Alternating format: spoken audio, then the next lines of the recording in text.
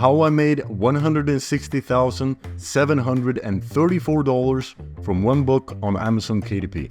So first, let's start with some proof. So we are on the Amazon KDP website. Here we can see I've sorted by lifetime. We have one book selected. Here we see the estimated royalty. And if I change here, for example, last year, now this is an older book, so it didn't sell that well last year. However, I think that the principles that we can learn from this book is particularly interesting. So that's why I've selected this book. I have another book that has made even more, but I think that the lessons are more interesting from this one. So that's why I've selected this one. So the purpose of this video is to draw out certain lessons that I think you can benefit from and apply to your own self-publishing business. And hopefully by applying some of the things that we will talk about, you will increase the chances of getting a book like this yourself. So this channel, it's about improving you as a publisher. So I believe that the best thing I can do is to help you by giving you evergreen concepts and principles that will work regardless of whether you're doing fiction or nonfiction, etc. So this video is not about revealing the title of the book, because if I do that, then there will come people who try to copy the book, and by doing that, they will have missed one of the core lessons from this book. And it's not about using shortcuts or loopholes for success. So it's not about clicking one button and getting a perfect book from ChatGPT or something like that. And it's not about making outlandish income claims. So, for example, if you know my story, you know that I published over 1,500 books. And this is one of the top books. So this video is not trying to sell a course that if you follow these 1, 2, 3 steps, then you can get a book like this on autopilot. And imagine if you have 100 books like this, and imagine how much money you would make, etc. So it's not about that. There is a component of luck involved in getting a book like this. Now, I do believe that hard work on the right things increases luck. And I believe that that is what makes videos like this so valuable. Because if we can see, okay, this book did well because of this, then what if we apply that to another book? Then it makes sense that we will get a higher chance of success for that book. So this channel, it's about long-term approaches and making you a better publisher, because that, I believe, is what will make you the most money in the end, in the long run. Now, I will give you examples of books towards the end of the video, so you can see how these principles are applied to other successful books. Now, this book, it's a high-content nonfiction book, but I believe that the lessons apply to all types. So whether you're doing fiction, nonfiction, low content, medium content, there are many books that have sold even better than this book that are in those categories. So the first lesson that we can draw from this book is that it was in a high demand niche, meaning that people were actively searching for books on this topic. But there's a caveat to this book that I think makes it particularly interesting. It's that it was the first book with this exact title. So there weren't people searching for this exact title on Amazon. However, I was able to validate that the target audience was using this language, and that this title or this topic that the book was talking about, so it was combining certain things, it was something that the target audience wanted. And I think that that is one thing that made it succeed so much. So aim to think if there's a unique twist or if there's something that the market wants, but they're not getting right now with the current demands or with the current books on Amazon, for example. So to drive this point home, let's take an example from my own journey right now with creating these videos. So I talk about self-publishing on Amazon KDP, which is something that you can say is in a high demand. However, I have a unique twist to many of the videos, which makes it unique. But in some of the videos, I'm able to validate that this is something that works as a concept, and then I can then make a video about it if it makes sense, if I have something to talk about. So if there's something that is working in other markets or in other niches, then you can also think, is there some way I can apply that to this niche? Because it's already proven to work. It's proven people's psychology. That is something that doesn't necessarily change. So think about that. Think about what are the core underlying desires of the people that are buying these books, and is there some way that I can stand out with my own book? Let's go over another insight from this book. So it wasn't the first book under this brand. So I had previous books that were on specific topics. And they started very niche. So the first books, they were on a very specific topic. And then once I had built up a little bit of authority, so people were able to click on the author page and they were able to see that the other books had received positive feedback, etc. Then I did this daring move where I created something that had never been created before. So that is an idea that I think we can consider, is how can we start niche and then branch out? So as an example, if we look at Facebook, they started only targeting Harvard students initially, and then they slowly broadened their audience. And one interesting thing about Facebook is that they weren't the first social media network. There were, for example, Friendster and MySpace.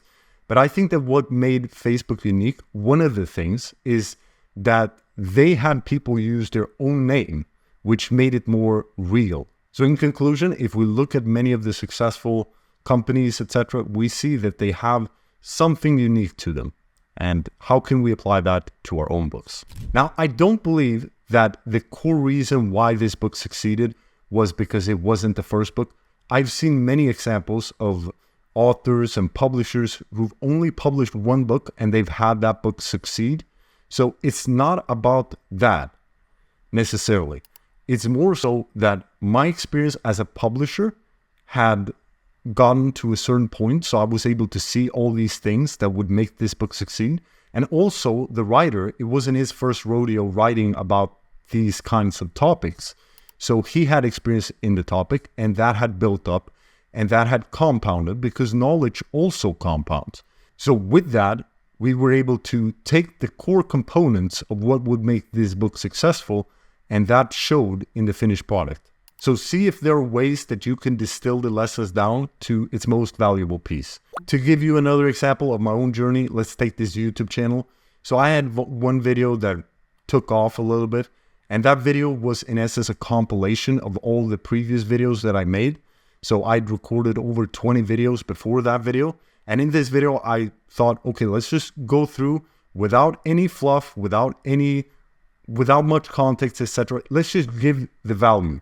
And that was something that worked and something that was appreciated because it was very distilled down to its core essence. And I believe that that is what happens when you practice a lot, when you are spending a lot of time in your field, then you're able to distill what is the most valuable thing and how can I be of most value with the book, for example.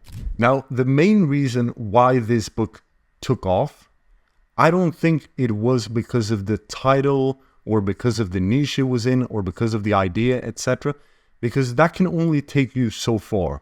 I believe that the real reason why this book succeeded so well was because of the feedback that it received from the readers. So it has over 2,000 reviews. It has well over 4.5 star in rating. So when you have a great book, then what happens is that you get great reviews. So for example, maybe I worked to get 30 or something reviews for this with using an ARC list, etc. But then the rest of the reviews, they came from the sales. They came organically because people enjoyed the book and received value from it. So the more sales you get on a great book, then the more positive reviews you get, which will lead to more sales, which will lead to better ranking, which leads to more sales, which leads to more positive reviews, etc. So it's a positive cycle, and that is what I believe you want. I believe you want an upward spiral with your books, and you do that by creating a really high quality book. Now, what happens if we take a bad book as an example? So when you have a bad book, it leads to bad reviews. That means that you get less sales, and that leads to worse rankings, and then that leads to lower sales, and that leads to less positive reviews, and the cycle just continues and spirals down. So you want an upward spiral. That's what you want. Let's first take a look at a self-publisher. So here we have Kite Fox Publishing, and we can see that she has published, or he has published, in very specific topics. And then eventually one book took off. Here we have one book on Peaceful Garden. So it's very specific. But then over here we have Stress Relief, which is more generic. However, it took off. And most likely this self-publisher, it had a couple of followers on the author page, perhaps an email list, etc. So it had built up authority, beforehand, and probably this publisher has learned along the way what makes a great book. So for example, if you take a look here on the back, it looks very nice. If we take a look inside the book, I assume that we will find very high quality designs, etc. So that is one example, 4.6 star rating. It has received these most of them organically. So this is one example that exemplifies the concept that you start niche and then you may want to broaden out once you have built up some authority. Let's take another example. So here we have Ryan Holiday, and I believe that one of his first books was this one. And then eventually he came out with The Obstacle is the Way. And we can see that this book took off. And since then, he has other books that have taken off as well. And if we take a look at the positive reviews, we see that this is what makes it sell so well, is that the book itself is very good. And that leads to this positive feedback loop. Now let's take an example of Robert Greene. And this was his first book. So that is what I mean, that you don't necessarily need to have several books before you get one book that takes off. That is what has happened to many people. So for example, Ryan Holiday. But Robert Greene, he had knowledge that had compounded. So if we read his story, and he's talked about this as well, is that he worked about 50 jobs. And he worked as a construction worker, translator, magazine editor, Hollywood movie writer, etc. So he had all these experiences and all these jobs that had compounded. So for example, he worked as a writer and he had worked under people for a long time. So he had seen all these power games being played out in the offices, etc. So that is what led to him eventually being able to produce a book that became so popular. And I also think it was because he had an interest in history.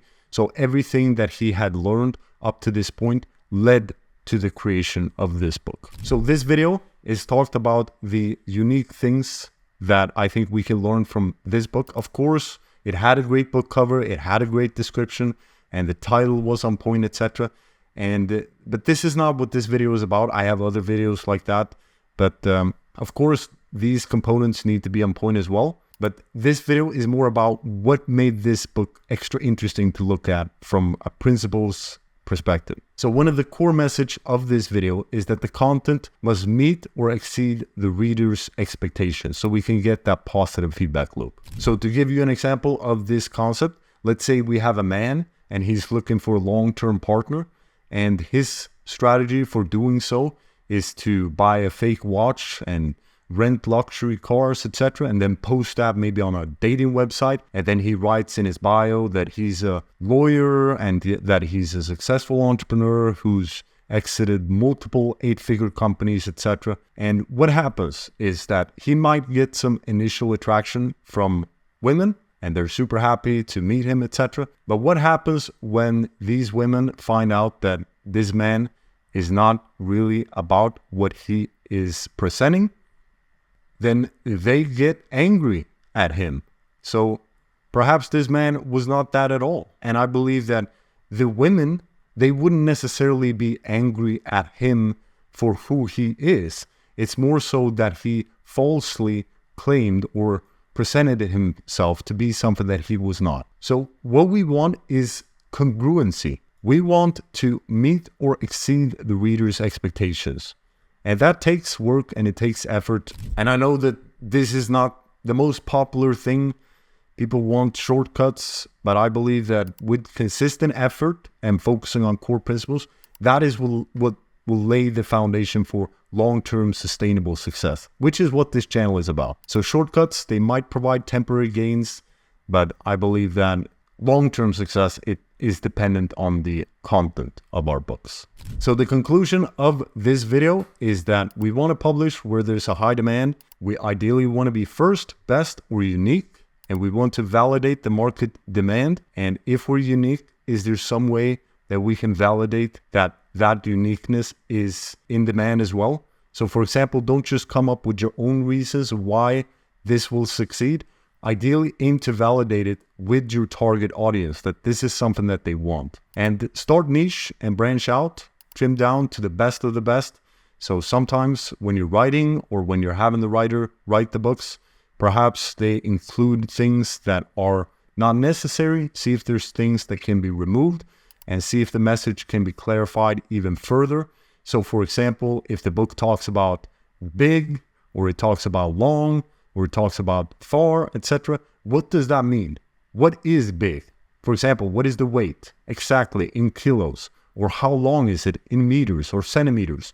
Or how far is it in kilometers, etc. So aim to be specific so you can provide value and not have customers complain because it wasn't specific enough, etc. So aim to provide quality books that will lead to organic 5-star reviews and a positive feedback loop. So if you like this video, I have more educational videos like this in the free community on Skool. So check it out and you can connect with similar people who are on a similar journey. If you liked the video, hit the like button. Thanks for watching. I'll see you in the next one.